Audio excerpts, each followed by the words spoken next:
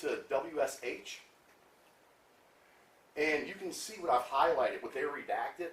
They're claiming that these redactions are attorney work product. So they're claiming the item number, the email of the person. How can any of that that's redacted on this page be attorney work product? To be attorney work product, it would have to reflect either a mental impression, a legal theory, or a litigation strategy. I don't know how an item number or an email would encompass that, Your Honor.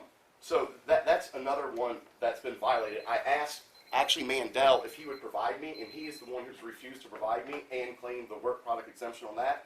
If I can just get 30 more seconds, if you go to the very next stapled document, it starts off True Homestead Media Public Records Request. In this one, I filed a records request on February 3rd of this year. By February 8th, the clerk had all responsive documents. Then later on February the 8th, she sent the responsive documents to Mr. Zeskine. Then they provided me with the responsive documents on 3/8, 30 days later.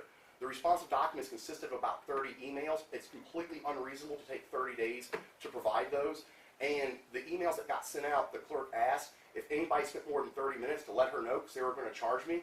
There was no bill from the client or from the attorney, so obviously he spent less than 30 minutes to go through those emails, but then still spent 30 days to provide them. The law is very clear. The only allowable delay is the time it takes to retrieve the records and review them for redaction.